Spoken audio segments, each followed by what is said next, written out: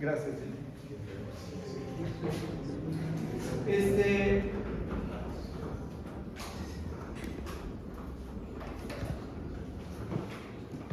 Ok, esta clase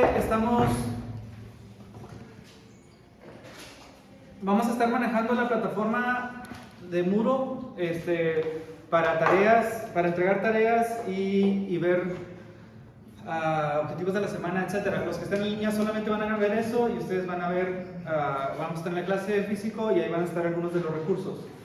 Levanta la mano si no, bueno, levanta la mano si ya puedes accesar Moodle, si ya lo accesaste. Ok. Entonces, el lunes pasado que yo no estuve, les dejé de tarea leer del libro de Cómo adorar al Rey. Les puse un video y la participación de un foro. Entonces, esa fue su primer tarea. Ahorita lo vamos a checar. Ahorita, si puedes abrir el cuadernillo, por favor, impreso o digital.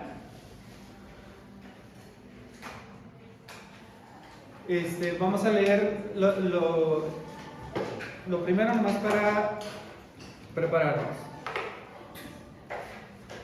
Ok, Miguel, ¿puedes leer ahí objetivo general, por favor?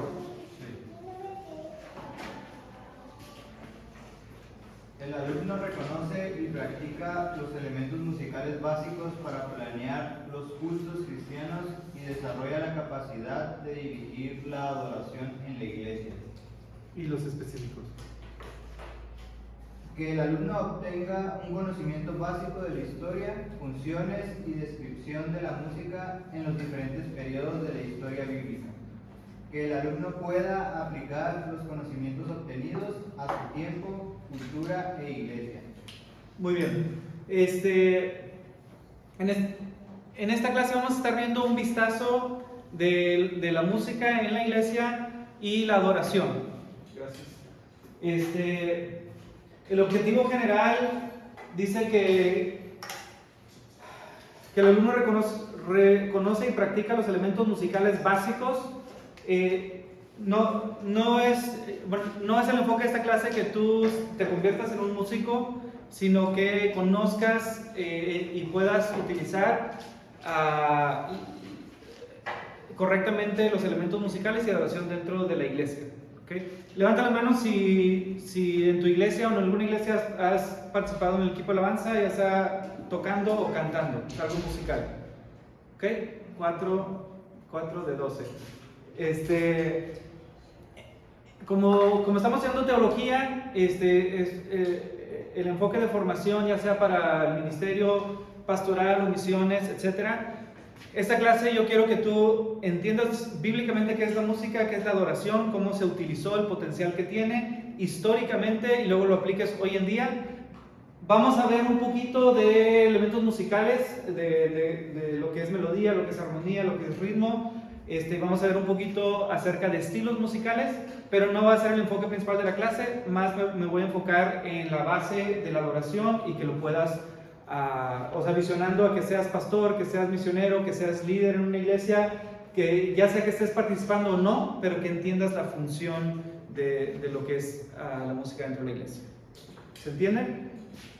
Ok, pueden brincarse al temario. Vamos a criterios de evaluación.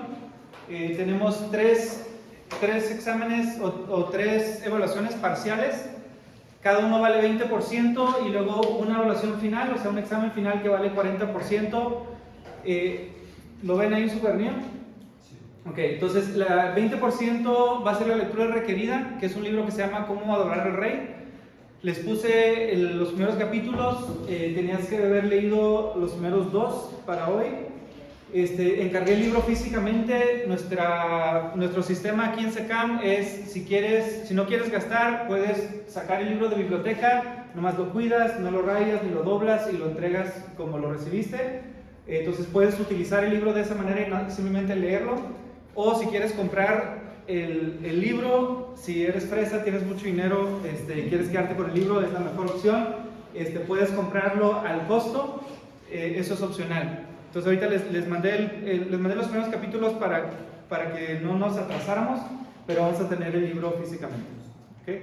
Entonces durante el semestre vamos a leer ese libro y el total de la lectura es el 20%. Y tienes que ir al ritmo que vamos leyendo. Por ejemplo, los primeros 2 capítulos, ahorita te voy a preguntar si lo leíste o no. Entonces ahí llevas una calificación, se suman esas y son el 20% al final. No, si no lees nada en todo el semestre y la última semana lees el libro completo, no tienes la calificación completa. Al revés, sí, si lo lees todo al principio, está bien, ya tienes ese 20%.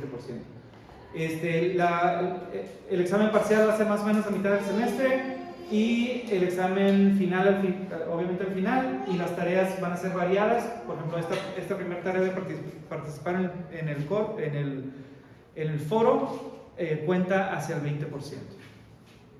¿Alguna pregunta? Muy bien, entonces ese es el libro que vamos a leer. Zach Neese es uno de los pastores de alabanza de una iglesia en Texas que se llama Gateway. Es en inglés, pero es un libro reciente que cubre muy bien lo que es la adoración. Entonces vamos a estar usando ese libro. ¿Ok?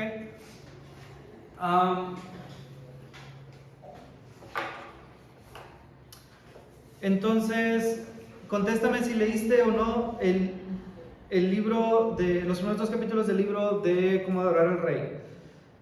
Araceli, ¿leíste o no leíste? Sí.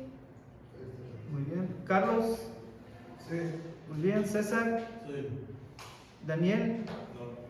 Kimberly, No sé si leí los primeros 2, creo que leí solo como uno. ok. Lilian, No. Maggie, No leímos poco, no sé muy ok. Miguel, Sí. muy bien. Ruth, Sí. Javier, no está, y Adaneli. No. Ok.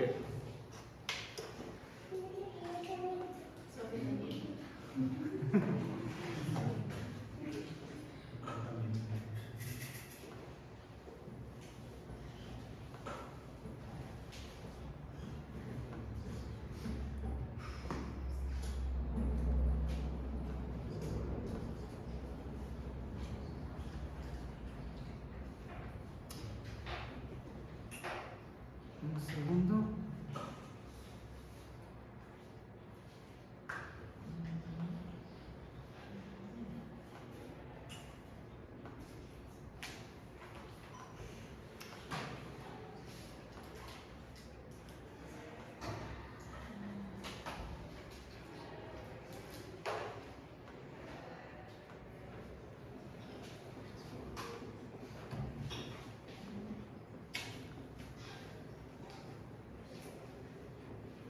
Ok, voy a leer una frase y explícame a qué se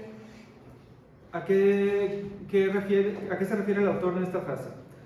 Dice, tal vez estoy en la página 12 del libro, tal vez esto sea una exageración, en las páginas siguientes verá verá que no lo es, pero creo que la adoración motiva toda acción cristiana eficaz y todo logro duradero.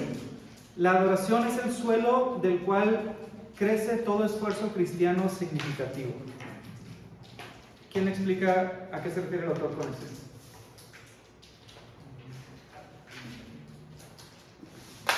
Es como que la base, ¿no? Sí, es la base, es el suelo. ¿A qué se refiere con que es la base? Para todo lo demás en la iglesia cristiana. Yo creo que es como sí, pues como una base o algo muy estable para iniciar y aprender a adorar. No para aprender a adorar, está diciendo la adoración es la base. Y de la adoración surge evangelismo, surge iglesia, surge reuniones de casa, ministerio de niños, ministerio de jóvenes. Entonces, esto no es para aprender a adorar, pero la base es el fundamento de lo demás. ¿Por qué? Adaneli. Pues tal vez porque dicen que durante la adoración te conectas con Dios y hablas con Él y tal vez eso forma la base de tu comunicación con Él para hacer lo demás. ¿Ok? ¿Sí? ¿Por ahí va? Sí, porque nos expone que somos sacerdotes, ¿no? Sí. Y es como administrar o pues esa relación entre Dios y nosotros. Entonces, si adoramos, estamos logrando esa relación. Ajá. Y de ahí, pues de la relación con Dios y conocimiento de Dios, Ok, correcto. ¿Qué pasa si hacemos todo esto sin esto? Religión, exacto. El autor dice, si hacemos todo sin adoración, estamos haciendo religión en el sentido que estamos haciendo lo exterior, pero sin tener la intimidad, sin tener la comunión. Entonces, como dice Ruth y Adoneli, la adoración es la base en el sentido porque en la adoración es donde tenemos comunión, ahí se fortalece nuestra relación con Dios y todo lo demás que sucede dentro de la iglesia debe estar basada en esa comunión con Dios. ¿Okay? Por eso él lo considera primordial. Y luego el autor hace un recorrido histórico. Un segundo.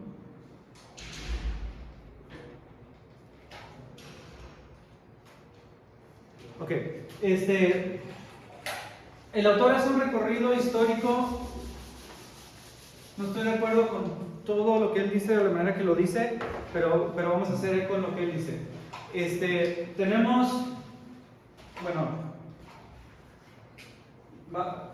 a mí me gustan las líneas de tiempo, así que ahí vamos. Aquí tenemos el año 0. Vamos a tener una línea de tiempo antes y después de Cristo. ¿Sí? Estamos ahorita en el 2022. Entonces, Jesús murió y resucitó más o menos ¿en qué año? 33, muy bien, así que aquí pegadito. Entonces aquí nace la iglesia y luego, ¿qué eventos significativos hubieron desde la perspectiva de la iglesia en esos 2000 años? De la iglesia de todo el mundo. La persecución de los mártires. Ok, la persecución y los martirios, ¿en qué parte de esta línea estaría? ¿Al principio, al medio o al final? Como en el 100, ¿no? Muy bien, en el 100. En realidad, desde el 33, como unos 250 años más o menos. ¿Ok? Entonces voy a poner una P de persecución. ¿Qué otro suceso significativo sucedió en la iglesia en estas líneas de tiempo? La reforma. La reforma. Liliana, ¿verdad? Ok. ¿En qué año fue la reforma? ¿Quién sabe?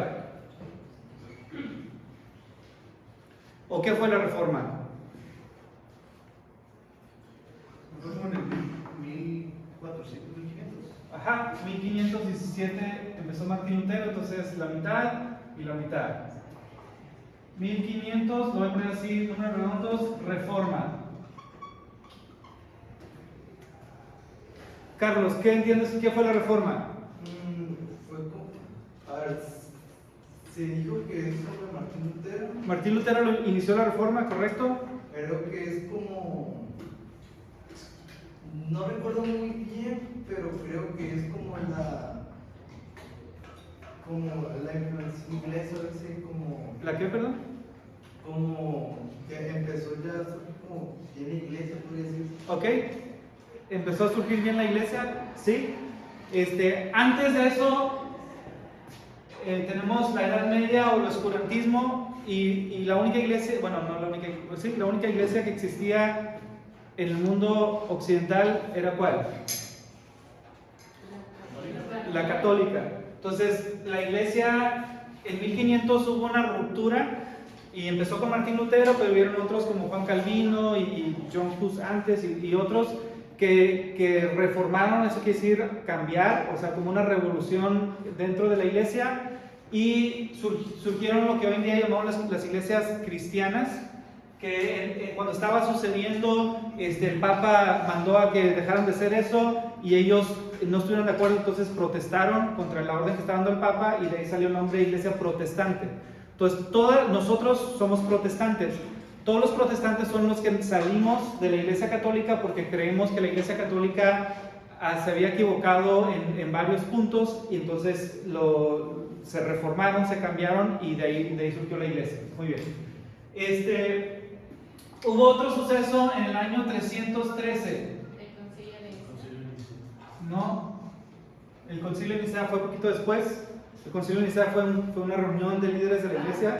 La conversión de un emperador, ¿no? Ajá. Ay, no sé. De Liliana. Empieza con C. Sí. Ahí la llevan. Liliano, ¿no? Liliano, algo así. Constantino. Constantino. ¿Por qué fue? Kimberly, ¿has escuchado hablar de Constantino? ¿Sabes quién es? ¿O ni idea? Ok, alguien que me diga, ¿por qué fue importante la conversión de un emperador de qué imperio? Romano, de un emperador romano que se convirtió del paganismo, que era lo predominante, al cristianismo. ¿Por qué fue importante? Porque la querían poner como religión para todos, ¿no? Como que fuera la religión que todos llevaran. Sí, bueno, un poquito después, en el 380, ya se estableció como para todos. Pero ¿cuál fue por qué fue tan significativo esto, Lilian? ¿No fue el que legalizó el cristianismo? Sí. ¿Ok? Legalizó el cristianismo, entonces dejó de haber persecución, ¿correcto? El cristianismo pasó de ser una religión perseguida y de minoría a ser una religión de mayoría. Entonces las iglesias y los líderes de tener un enfoque más espiritual, de estar más escondidos en ocasiones, ahora pasaron a ser los del frente y se empezaron a hacer catedrales y se empezó a oficializar y fue cambiando la identidad y la dinámica de la iglesia. Ok. Y luego, vámonos para atrás nomás para ubicarnos. 1000 años antes de Cristo, más o menos, vivió el rey David, que fue muy significativo en lo musical. Daniel, ¿Moisés vivió después de David o antes de David? ¿Quién sabe en qué año vivió Moisés, más o menos? 1300, ¿no? Sí, 1500 vamos a poner, no estamos seguros exactamente, pero por ahí. Y 2000, Abraham y el comienzo de la nación judía. Después hay dos fechas significativas, esto lo van a ver en la historia de la iglesia y en otras clases, pero es importante. David tuvo un hijo llamado Salomón y Salomón tuvo un hijo llamado Roboam, y cuando Roboam, el nieto de David, fue rey, algo importante sucedió en Israel. ¿Qué sucedió? Se dividió. Se dividió muy bien en el reino del norte, llamado Israel, y en el reino del sur, llamado Judá. Entonces el reino del sur, Judá, tenía su capital Jerusalén, y fue destruido y fueron llevados cautivos ¿a dónde? Sí. No, Babilonia. Entonces, más o menos, aquí vamos a poner 586 antes de Cristo, el cautiverio en Babilonia, que fue el reino del sur, estuvieron 70 años y luego regresaron con el decreto de Ciro y con Esdras y Nehemías. El reino del norte fue llevado cautivo a Siria, antes o después del reino del sur. Antes. En el 721 antes de Cristo fueron llevados a Siria y esos nunca regresaron, se fueron y se perdieron, se mezclaron. El reino del norte tuvo muchos reyes, no hubo ni un solo rey bueno en el norte, todos fueron malos, y el reino del sur tuvo reyes buenos y reyes malos. ¿Okay? Entonces nomás vamos a estar estudiando la música en la Biblia, vamos a seguir viendo este periodo, y todo eso fue una larga introducción para preguntarles, ¿qué dice el autor, Zach Nis, que sucedió con la adoración durante este periodo?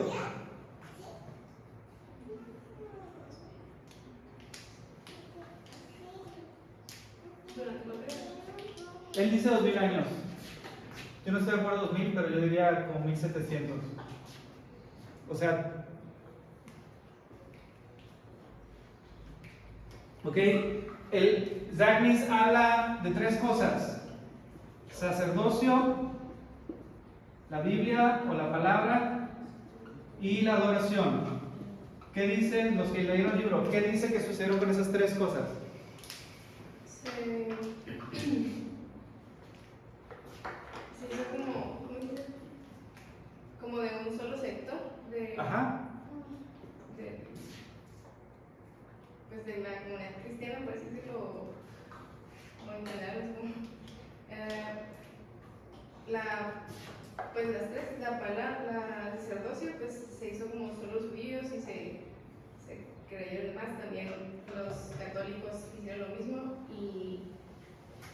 A ver, bueno, aquí ya estamos con la Iglesia Católica y los judíos pasaron a... Sí, sí, entonces solamente los sacerdotes que estaban Correcto. como líderes eran los sacerdotes que podían ministrar en el templo. Y la palabra también no la permitieron, no fue pública, era solamente también de ellos, en Ajá. latín y la oración también ellos la controlaron totalmente. Ok, por la Iglesia Católica, que ahorita nosotros nos distanciamos de la Iglesia Católica, pero la Iglesia Católica son nuestras raíces, porque no había otra, entonces suena medio feo, pero podemos decir nuestra Iglesia. Hace muchos años, más o menos en este periodo de Constantino, decidieron especializar esos tres aspectos. Entonces, voy a preguntar así, bíblicamente, ¿quién debe de leer la Biblia? Araceli, ¿nosotros quiénes? Nosotros los sacerdotes, normalmente fuiste aquí. Ok, entonces te pregunto aquí, bíblicamente, ¿quiénes son los sacerdotes en el Nuevo Testamento? En el Nuevo Testamento. En el Nuevo Testamento. Los cristianos, Los cristianos. ¿Algunos cristianos o todos los cristianos? todos. ¿Dónde dice la Biblia eso? Porque los cogen como las cristianas. Primera de Pedro.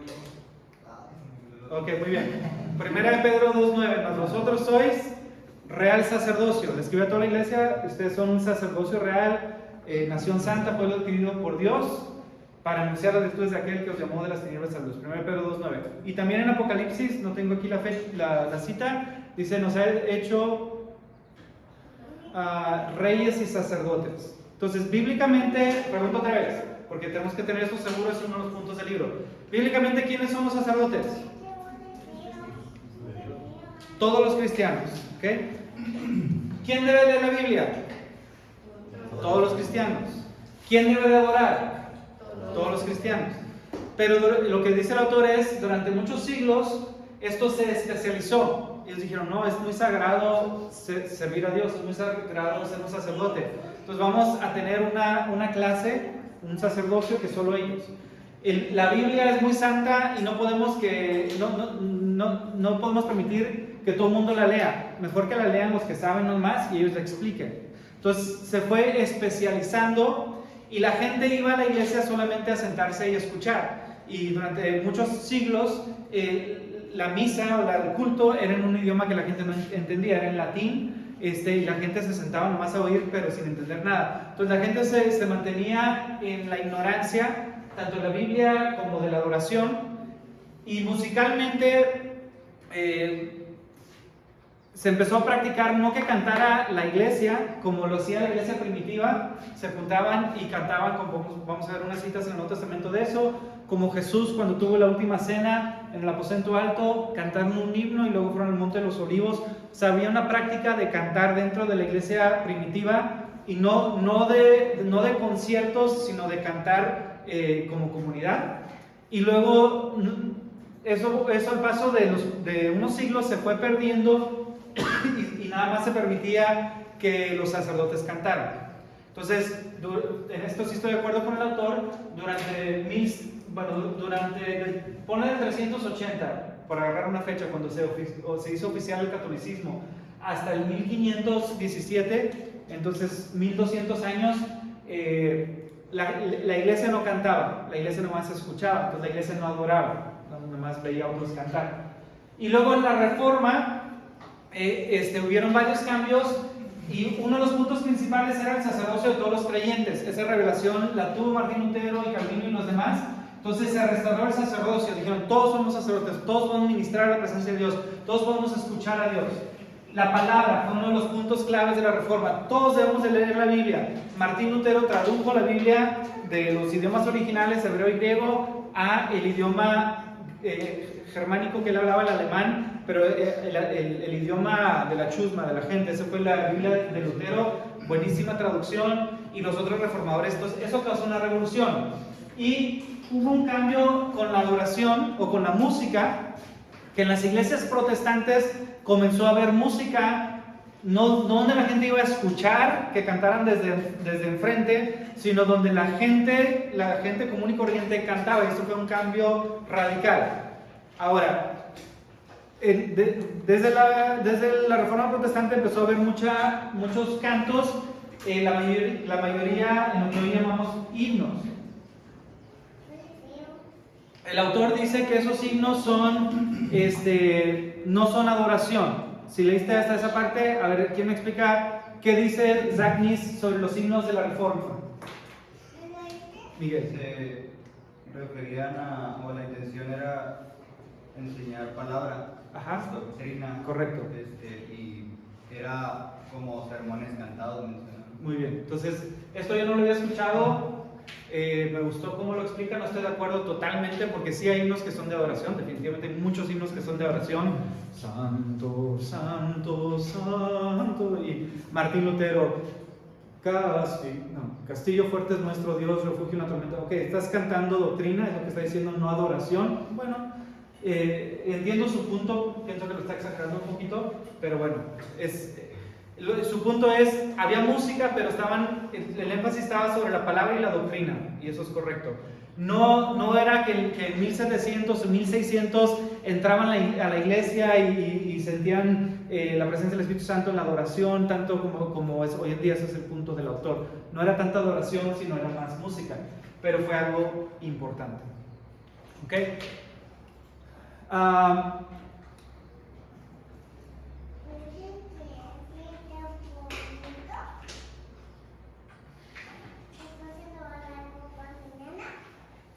Muy bien, ¿algún comentario más de capítulos 1 o 2 del libro? Antes de que vayamos al cuadernillo. Este es el capítulo 1 donde ve la historia, el capítulo 2 habla de que somos sacerdotes. ¿Algún comentario, alguna pregunta? Ok. Entonces, tarea para la próxima semana es leer capítulo 3 y 4 del libro de Cómo adorar al Rey.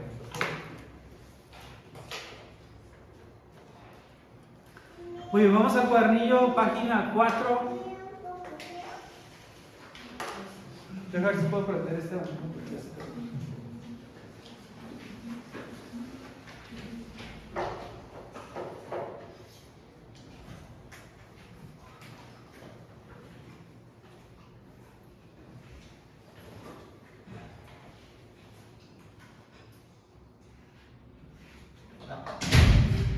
De pasar al otro, a mí me llamaron mucho la atención en el capítulo 2, las funciones del sacerdote. Ok. Lo divide en 5. Ajá. Para mí es completa, bueno, pues sí, es algo desconocido. Sí me gustaría si pudiera más o menos explicarnos a qué se refiere o como la intención de ello, lo de administrar, llevar a la presencia, administrar a Dios, bendecir al pueblo, ayudar a otras personas en la adoración. Ok. Como esas funciones, ¿no? De ser sacerdote.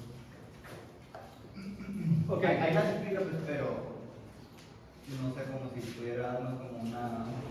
Está tomando 5 funciones del Antiguo Testamento y las está aplicando hoy en día también, ¿no? Entonces, las vemos las 5 en el contexto del Antiguo Testamento. Número 1, administrar.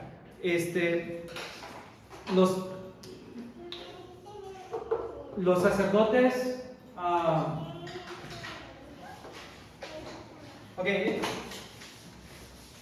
En el Antiguo Testamento, la nación de Israel estaba dividida en 12 tribus. Daniel, ¿de cuál tribu eran todos los sacerdotes? De Leví. Entonces, tenemos la tribu de Leví. Entonces, uno de cada 12 de los levitas eran, uno de cada 12 de los israelitas eran levitas. Y luego, Leví era hijo de quién? Los 12 patriarcas eran hijos de quién? De Jacob, ¿correcto? Abraham, Isaac, Jacob. Jacob tuvo 12 hijos y uno de ellos es Leví. Jacob se fue a vivir a Egipto y estuvieron 400 años en Egipto. Y entonces, imagínate que en esos 400 años la tribu de Leví pasó a ser muy grande Y luego había un hombre de la tribu de Leví que fue el primer sacerdote. ¿Cómo se llamaba? Aarón.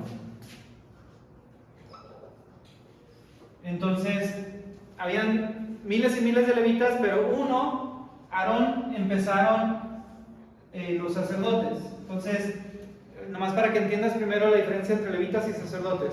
Levitas eran más y los sacerdotes eran los especializados dentro de la tribu de Leví. ¿Okay? Entonces, hay algunas tareas que hacen los levitas que también, y hay otros que solo hacen los sacerdotes. 1. Administrar los lugares de reunión.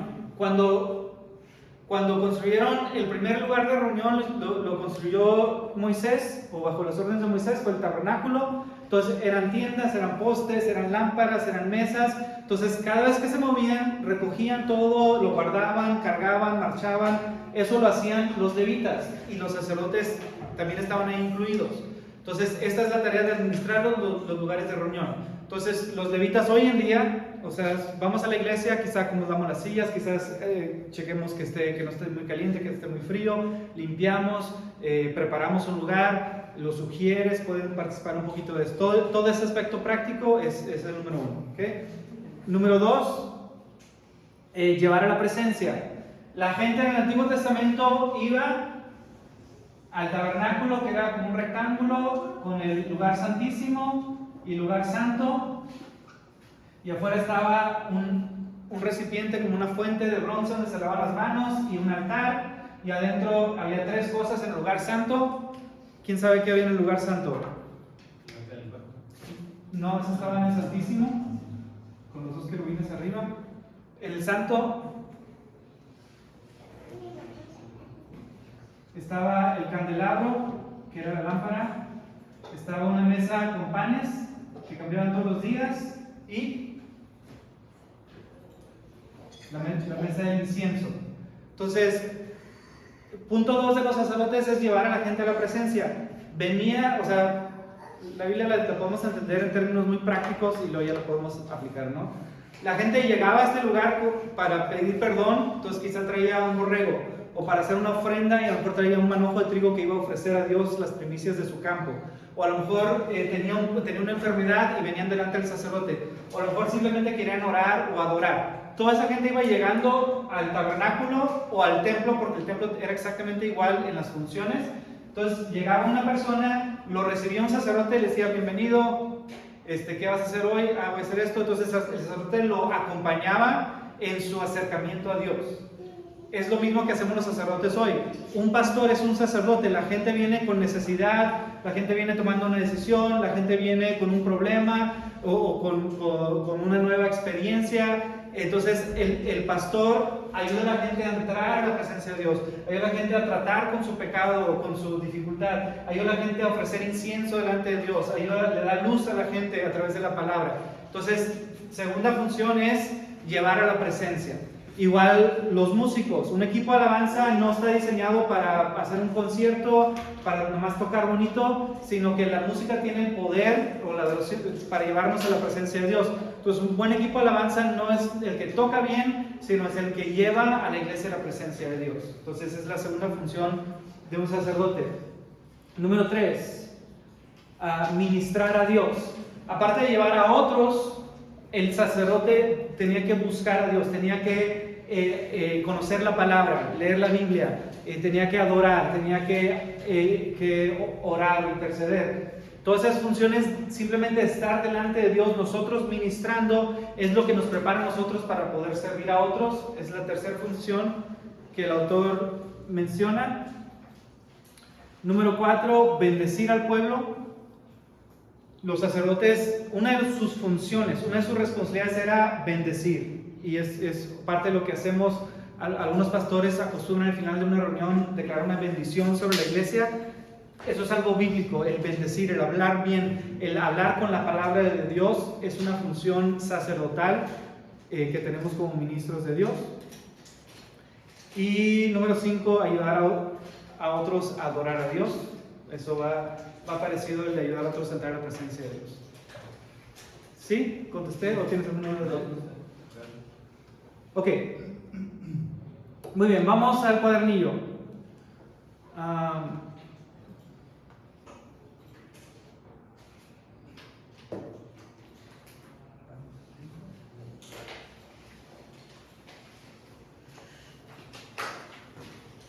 Que vamos a la página 5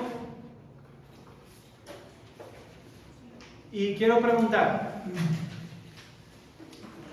aparte de su uso en una reunión, o sea, en el culto, por decirlo así, ¿en qué momento, en qué parte del Antiguo Testamento aparece la música?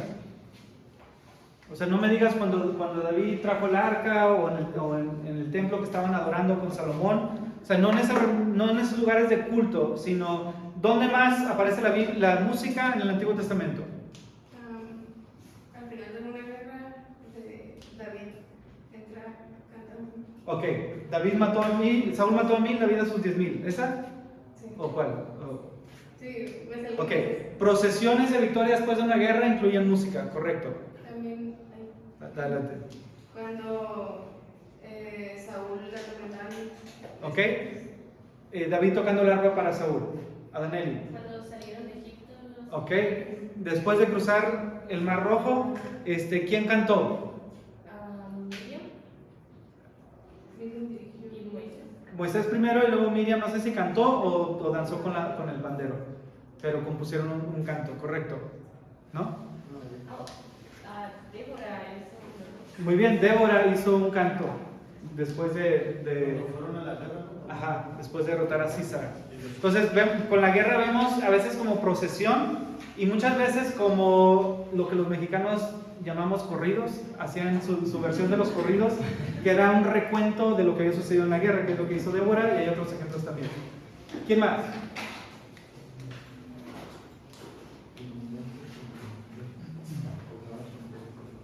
Ok, vamos a leer en la página 5. Kimberly, si puedes leer la importancia de la música en la religión, por favor. Y luego vamos a abrir a Génesis 4:20. Dios ha escogido la música como un canal primordial de la adoración hacia Él y para ministrar uno al otro.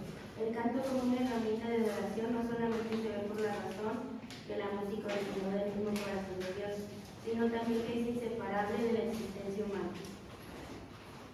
Podemos ver la importancia de la música en la vida de los primeros hombres mencionados en los relatos históricos. La música es mencionada como una de las 3 profesiones fundamentales del primer hombre.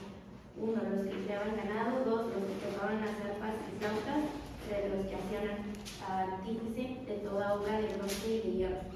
Ok, alguien que lea Génesis 4:20-22, por favor. Aquí estamos al puro principio de la narrativa bíblica. 4:22. Ada dio a luz a Jabal, quien a su vez fue el antepasado de los que viven en tiendas de campaña y crían ganado. Jabal tuvo un hermano llamado Jubal, quien fue el antepasado de los que tocan el arpa y la flauta. Por su parte, Sila dio a luz a Tubal Caín, que fue herrero y forjador de toda clase de herramientas de bronce y de hierro. Tubal Caín tuvo una hermana que se llamaba Noa. Ok. Entonces, este es el primer capítulo después de Adán y Eva. Este es el capítulo donde Caín mata a Abel y se empiezan a dispersar, empieza a crecer la población del mundo. Y interesantemente en este primero, o sea, muy primitivamente, nos habla de 3 profesiones. No quiere decir que somos únicos ni nada así, pero ahorita vamos a remarcar la importancia de la música en la narrativa bíblica. Entonces tenemos a Jabal. ¿Y qué hacía Jabal? Versículo 20. Padre de todos los que tocaban las flautas. Ese fue Jubal. Criaba animales. Criaba animales y vivía en carpas. Entonces, en ese tiempo los que criaban animales tenían que ser nómadas porque iban siguiendo los pastos, ¿no? A diferencia de los que vivían en ciudad. Entonces, tenemos la primera profesión, que es la ganadería. ¿Okay? Y luego Jubal. ¿Qué hacía Jubal? Era el padre de todos los que tocaban ¿qué? Arpa y flauta. Este es el primer músico que aparece en la Biblia, se llama Jubal. Entonces aquí podemos ver música y arte. Está en un tiempo de los patriarcas, cuando no había muchos desarrollos que tenemos hoy en día, era muy primitivo, las ciudades no eran tan grandes, pero podemos ver la importancia de las artes desde ese tiempo. Había gente dedicada a tocar el arpa y la flauta, diferentes instrumentos. El arpa en ese tiempo y en todo el Antiguo Testamento no eran las arpas enormes que hay hoy en día en las orquestas, sino eran arpas pequeñas, quizá de 6, de 7 cuerdas, que se tocaban así. También la lira, que aparece en otras partes, es muy similar al arpa. Eran pequeños y limitados en lo que podían hacer, pero eran instrumentos de cuerda. Las cuerdas las hacían de tripas de animales generalmente, no duraban, las sacaban y estos servían para estirar, no tenían todavía los metales, no podían hacerlo todavía con metal como hoy en día. Y las flautas las hacían con cañas, eran sencillas, ya sean verticales u horizontales, pero vemos la importancia de los músicos. Y luego el tercero, en el versículo 22, ¿cómo? Tubal Caín. Y era el padre de todos los que ¿qué?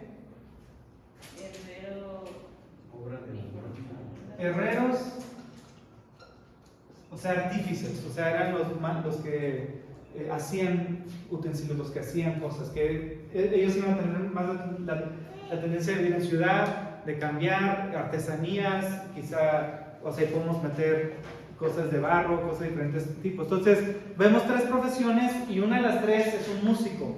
Entonces, nos habla de que había músicos en ese tiempo, desde el tiempo primitivo. ¿Por qué habría música si en ese tiempo batallaban para comer y para hacerlo? ¿Por qué tenía un lugar primordial la música? Vamos a ir aprendiendo.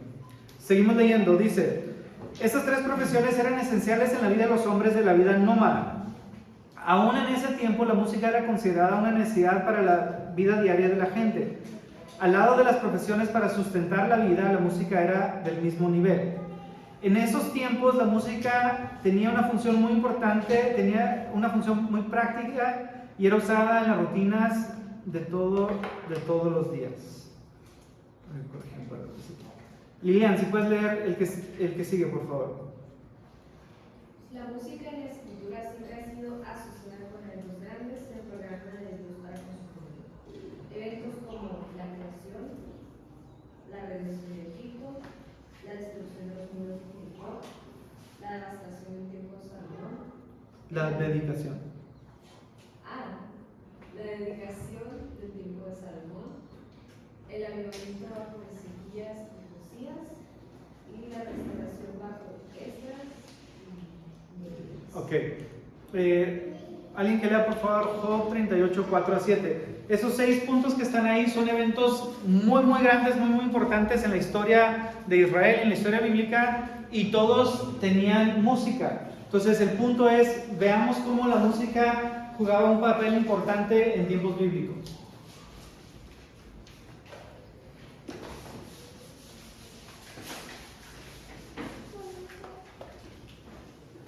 ¿Quién lo lee? Job 38, 4 al 7. ¿Dónde estabas tú cuando puse los cimientos de la tierra? Dímelo, ya que sabes tanto. ¿Quién decidió sus dimensiones y extendió la cinta de medir? ¿Qué sostiene sus cimientos y quién puso su piedra principal? Mientras las estrellas de la mañana cantaban a coro y todos los ángeles gritaban de alegría. Ok, entonces durante la creación hubo música. Las estrellas del cielo cantaban. No podemos imaginarnos cómo era eso, pero había música. Juan el apóstol, cuando tuvo la visión del trono de Dios en Apocalipsis 4, dice que vio un trono espectacular, y dice la Reina Valera: del trono salían truenos, relámpagos y voces. Y esa palabra voces significa melodías, o sea, que del mismo trono de Dios, la Biblia realmente nunca dice que los ángeles cantan, como el verso que acaba de leer Jenny. Los ángeles declaran o gritan o dicen, nunca dice que cantan. Es un concepto erróneo que es muy común hoy en día, pero el trono de Dios, la presencia de Dios, emite voces, emite melodías, emite, no sé si música, yo creo que sí, pero por lo menos sonidos salen de la presencia del trono mismo de Dios. Seguimos leyendo, dice, en la vida de todas las naciones la música ha sido manifiesta en más ocasiones por el canto. En el pueblo de Dios en el Antiguo Testamento vemos el canto como un componente íntegro de toda la vida de Israel. El canto era algo popular en la vida y aún la escritura no se detiene para mencionar a escrituras el canto secular, cantos populares del pueblo como un canto de alabanza para Dios. Ahí está, mala redacción. El punto es hoy en día como cristianos pensamos en música cristiana y música secular, música de la iglesia y música fuera de la iglesia. Si vemos el Antiguo Testamento vemos muchas ocasiones cotidianas que incluían música, ahorita los vamos a ver. El canto y la música era parte de la vida diaria del pueblo de Israel. Aquí vemos las categorías de los cantos seculares mencionados en el Antiguo Testamento. La música cubría toda faceta de sus vidas. Lilian, si puedes leer esa lista, por favor. Cantos de guerra, cantos de triunfo, cantos de marcha. Ok, hasta ahí. Entonces, los cantos bélicos o de guerra están divididos ahí en tres partes. Cantos de guerra son los que cantaban cuando iban a la guerra. Cantos de triunfo, los que ya mencionaron, que eran las celebraciones. Ahí está el del Mar Rojo, el Éxodo 15, Jueces 5, que fue después de Jericó, 1 Samuel 21, que fue David, Isaías 14, y luego cantos de marcha. Esos eran cantos que cantaban mientras iban marchando. Síguele. Cantos de los trabajadores, cantos de masones, cantos de guarda. Hasta ahí. ¿Qué son masones y qué son los cantos de guarda? Los masones no se refiere a la masonería como algo raro, sino de dónde viene la palabra masón. Okay, vamos a leerlo, Zacarías 4:7. Los cantos de los trabajadores, el número 4, desde tiempos muy antiguos hasta el presente, la música ha acompañado a trabajadores, es una manera de tener comunidad mientras está trabajando. En Estados Unidos hay toda una tradición de los esclavos negros y los cantos que ellos hacían, los spirituals, que están padrísimos, y mantenían un ritmo mientras estaban trabajando y el grupo lo cantaba. En tiempos bíblicos también eran cantos que hacían mientras trabajaban. Zacarías 4:7, ¿quién lo lee? Vale. ¿Quién te crees tú, gigantesca montaña? Ante Zorobabel solo eres una llanura, y él sacará la piedra principal entre gritos de alabanza a su Dios. Ok, los masones son los que ponían ladrillos, o los que construían, y la masonería se llama así porque empezaron con un sindicato de masones, pero había cantos, quitarás la piedra y con gritos de alabanza, había cantos que eran parte del hábito de construir, o en este caso de derribar con la masonería. Número 6, canto del guarda. ¿Qué era el guarda?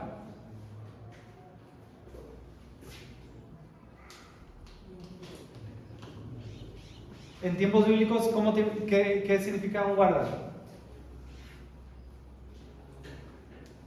Otra palabra sería atalaya. ¿Qué es el mensajero? No. Liliana. Un vigilante. Entonces, las ciudades estaban amuralladas y había guardas que tenían que estar de día y de noche.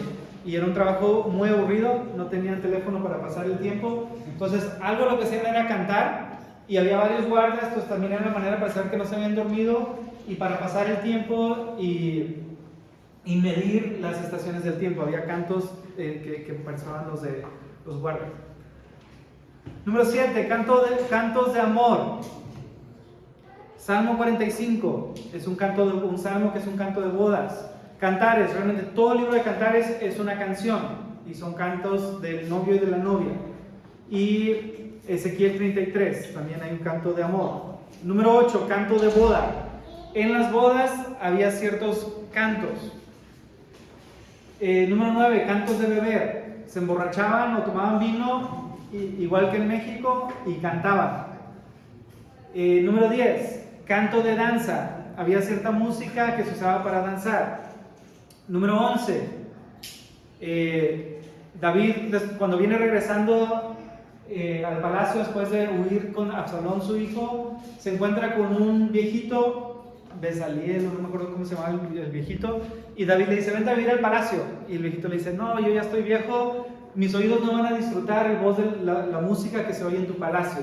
Entonces podemos ver que en los palacios de Israel había música, ya sea cantantes o arpas, pero había música como ambientación probablemente. Número 12, cantos de la prostituta. Las prostitutas tenían ciertas canciones que usaban como mercadotecnia, ¿no? Para anunciar, así como el del gas va pitando, así las prostitutas tenían ciertos cantos que cantaban. Número 13, cantos de burla. Había cantos como de celebración, pero burlándose los demás. Y número 14, cantos de lamento. Tenemos un libro de la Biblia que es un canto de lamento, que es el libro de Lamentaciones, pero hay un término bíblico que es una endecha, y cuando alguien moría componían un canto para tener el luto y para conmemorar. ¿Quién en la Biblia hizo un canto de luto para otra persona?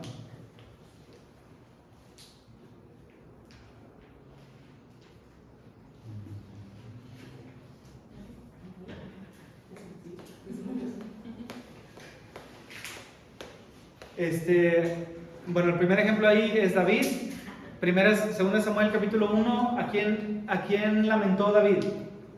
Que compuso un canto que dice, oh, cómo caen los valientes, de sus alturas han caído.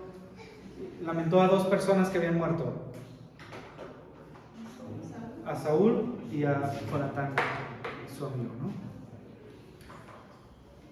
Ok,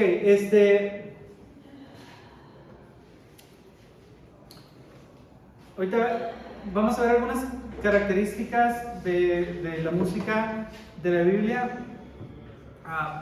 pero vamos a tomar 10 minutos de descanso, que vayan al baño, que se estiren, y ahorita regresamos. Si tienes una pregunta, puedes hacerlo cuando regresemos.